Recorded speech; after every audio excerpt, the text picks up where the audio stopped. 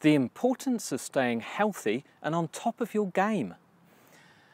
Hello, John, Marketing for Owners, episode 196.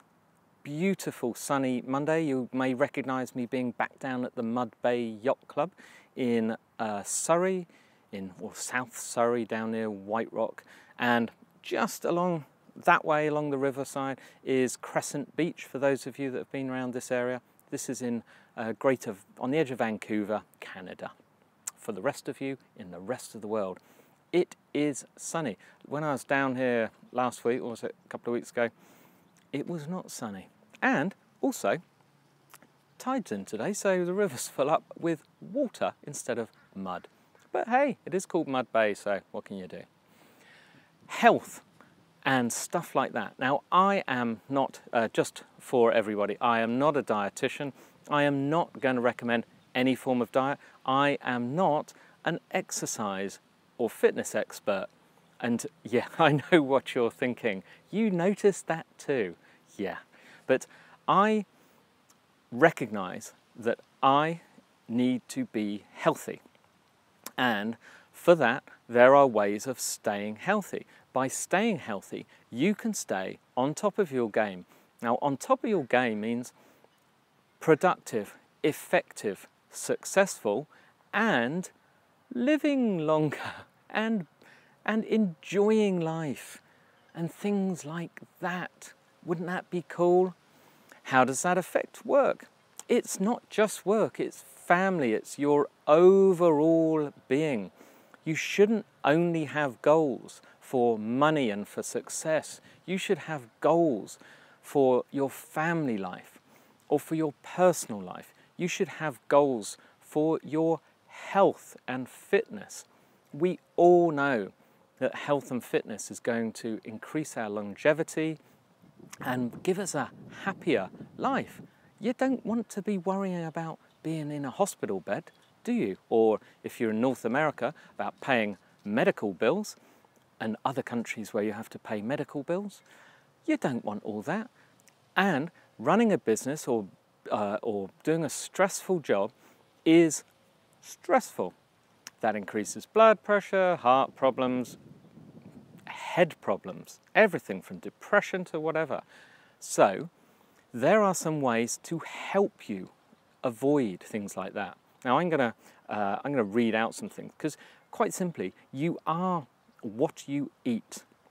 So again, I am not a dietitian, but we all know that we need to eat properly, and that generally means lower fat. Now, there are good fats and there are bad fats, but if you're going to eat bacon sandwiches all day, and if you're going to eat fries, chips, stuff in batter, stuff in breadcrumbs, pizza, McDonald's, fast food, Kentucky Fried Chicken, my favourite, by the way.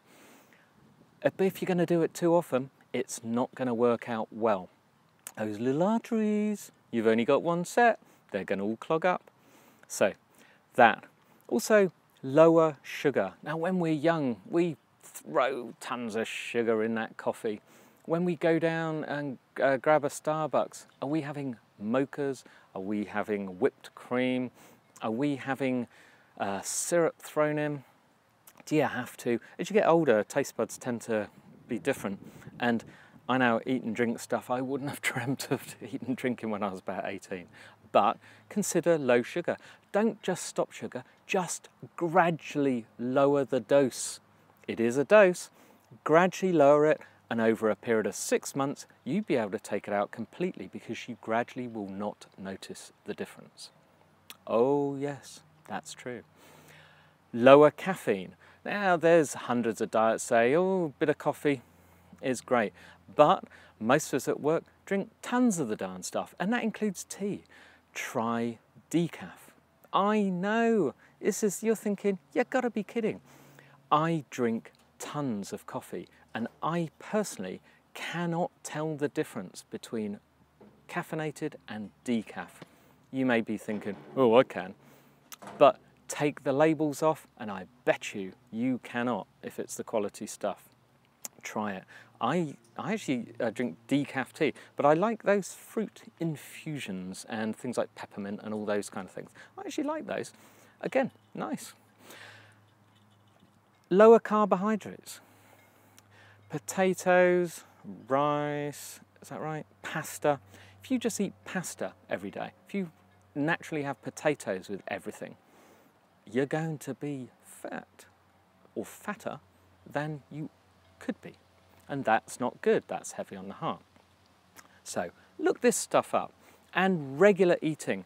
Again, I was very guilty of this when I was younger. Didn't bother with breakfast, sometimes didn't get around to lunch, especially if I was working.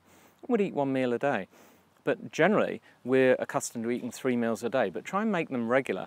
And I think most diets that I've seen are, and when I say diet, by the way, is just changing what you eat, not a diet. A diet, something that's labelled as a diet, is going to be a fad. It won't work. Just change what you eat gradually. Try and work it into 3 meals a day and a couple of snacks in between. So it's kind of like 5 meals and smaller portions. You will get used to it. Just do it gradually. But look stuff up. I'm not going to recommend any. Do what you will. But just beware.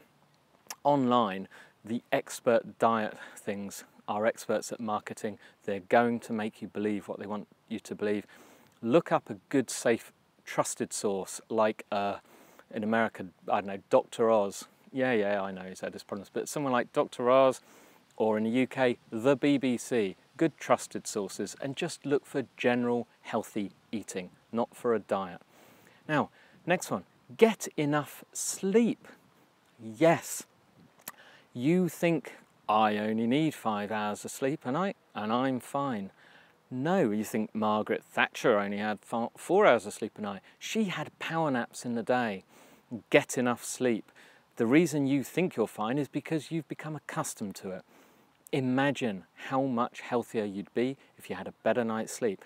Get to bed earlier, get up in a good time. Try and get yourself that 7 or 8 hours. That's when the body rejuvenates. You'll be fresher the next day. Exercise. Obvious one. Do anything. Go for a walk. Get a treadmill at home. Go to the gym with a friend. You generally need an accountability partner for exercise, and then you'll do it.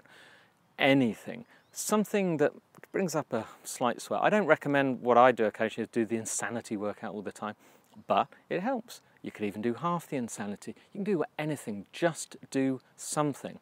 And again, don't bam, nothing to bam, all in. Do something gradually. Go for a 10-minute walk. Listen to a podcast. Listen to an Audible book on your walk. Something like that. Just use it as a relax. Take it in one of your breaks. And talking of that, have timeouts. Have breaks. And I mean by timeouts, I mean long breaks. I don't mean little ones. I mean you can have little ones in your work. Don't just sit down and work from morning and through to lunch without getting up unless other than going to the bathroom. Take breaks. Go out for a little walk, get some fresh air, talk to somebody, make a phone call, who knows, whatever. But also take whole days. Take free days. Now, I can assure you, that is one of the better ones, is taking free days where you don't do any work whatsoever. Get that? No work whatsoever. Is that? What are you thinking? You're thinking, no way, Jose. But try it. Switch off totally. Leave the phone at home. Switch off your broadband. Try it for half a day. If you want an accountability partner on that, tell your kids you are not to do any emailing, be near a computer, or to use your phone for any smartphone type stuff other than a phone call that comes in. They will hold you accountable. Trust me. That's it. Try that stuff. It will help. Try something. Anything's better than nothing. Go for it. I recommend it. Now, it is Monday. The book for the week is today, is Content Rules. It's by Anne Handley, who's been on before with Everyone Writes. Brilliant person, brilliant content marketer, and CC Chapman, who is just a darn fine marketer. This is about content marketing. They explain it from our point of view. I found it very enjoyable, very easy to understand, and very easy to figure out how it will apply to my business. I learnt a lot. I'm just going to read their description. They say, how to create killer blogs, podcasts, videos, ebooks, webinars, and more that engage customers and ignite your business. Sorry, I can't remember lines like that. I had to write it down. That explains the book. It's a great read. Try it. It will help. I'll see you tomorrow.